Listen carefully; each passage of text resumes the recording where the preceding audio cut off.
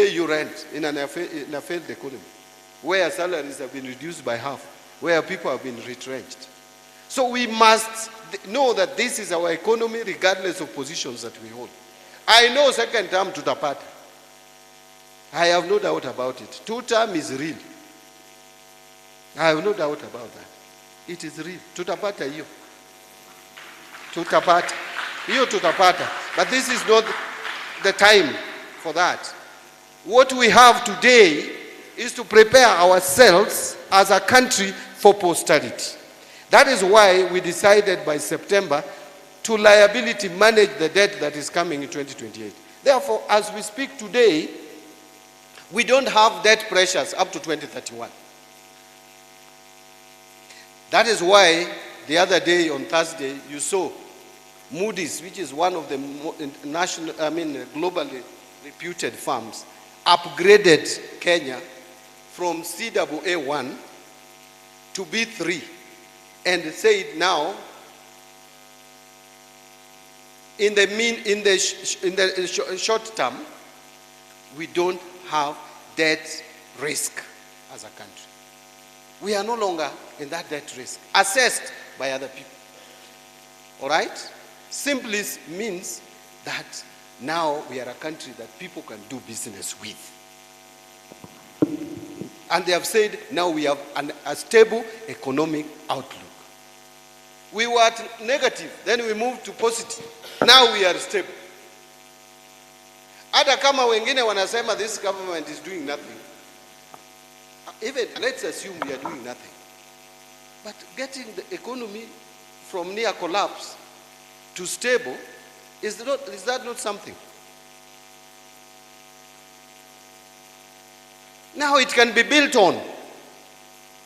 Hata kama si mimi. Dawood will build on it. Tomorrow you will be the CS National Treasury. You can now take over from me and build on it. Now, you people, that is where we were. And the inflation in this country was hitting double digits. The reserves were not there. Foreign exchange, shillings was trading at 160 to the dollar. Today, where is it? 130. The most stable currency probably in the world is Kenya shilling today. People have tried to question, but we are telling them, why do you question? And the evidence is there. We have built reserves, 5.3 months of import cover, and we need only 4 months of import cover. We are 5.3. There is stability. Everybody is seeing it. Those who are assessing us, who had already downgraded us, are saying we are picked up. Is that not something? So, you see, because of those challenges, we had an economy that was struggling. Yet you have needs. Let me give you another example. If you want to know that things have not been easy in this country. My friend, we are collecting, last financial year, we collected 2.4 billion. Let's call it 2.5 because it was close to 2.5. Trillion. Trillion, not billion. Trillion, 2.5. Out of that, 1.1 trillion is going to debt service cost. We are servicing our debts with 1.1 trillion. That leaves you with only 1.4 trillion max. And our salaries today, the salaries of national government staff that we all earn, those of us who are working in public service, we spend 80 billion per month. That is 960 billion per year. From 1.4, you are remaining with only 400 and something, about 440. The counties, my sister here, they are shouting at us. We are underfunding them. Yet we gave them 415 billion. It looks a lot, but ni kidogo ukiangalia mahitaji ya counties. And by the way, I am a strong supporter of devolution. And I know we should fund counties much more. 415 is not enough. But for the sake of this discussion, imagine the 440 that Mbadi remained with, nimepeana 415 to counties. Sasa imebaki ngapi? 25 billion. 25. That is what goes to development. That is what goes to when DCC want to put fuel in his car. Hiyo, 25, the whole country. Yeah, just it. So, and that is the money we need to give you for capitation in schools. That's the money that we should give for help. So for us to develop this country, we go out there to borrow money.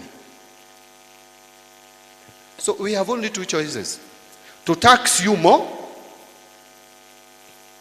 or borrow more. Those two choices are closed. Borrowing more is not an option now, because every country is inward looking. America is America first. Europe is looking for how to survive. America has left them. Russia and EU is threatening the existence of Europe. Will they think about their security or to give you money for medication and for capitation in schools? There is no money out there. America does not have it. Even China does not have free money. If they have to give it to you as a cost. Europe does not have free money anymore. So there is no money to borrow out there. If you go for borrowing Eurobond, the prices are there. The interest rates are high.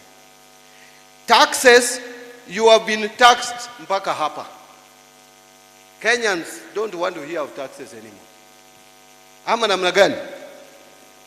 So what options are left? Nyinyi mnasema, mziuze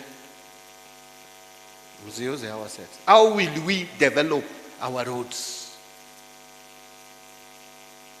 How do we do that, JKIA? Kenya is one of the worst airports in the region, and we are the leading economy. We are the largest economy East and Central Africa. A tiny economy like Rwanda has developed their airport. We are almost losing our logistics hub status. The UN, which gave us the logistics hub status, will take it away with consequences, because we cannot develop JKIA. My friend, that airport must be developed. It must be modernized. We must look for money. Hii maneno ya kuweka KPC kama souvenir, tuachane naye. KPC is not souvenir.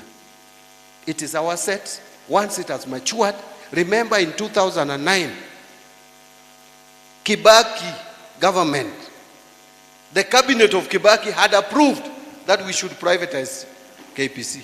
Siasa ndogo ndogo ikachezwa, tukawachana na hiyo. Maybe it was waiting for Mbadi to come. We privatized KPC. People are complaining. Is this the first time we are privatizing assets in this country? Kenya Re was privatized. Kenya Commercial Bank used to be owned by government 100%. Kibaki government privatized it. Safaricom, we used to own it 100%. Moi released 60%, 40%. So Kibaki government released 25%. That is 65. That is why today we have 35. When we want to release 15%, noise. Why? Is it because it's Mbadi who is in office and not Kimunya? When Kimunya released 25%, why didn't you make noise?